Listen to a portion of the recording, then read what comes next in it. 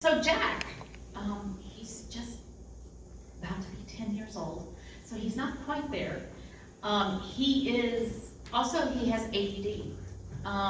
And you know, the teachers have told me time and time again, he's so smart. He gets the applications immediately. His problem is focus and things like that. So I did this class thinking maybe this would help. I am blown away. This kid, I can't tell him to tie his shoes and go get his coat and him remember the second thing. So that was amazing.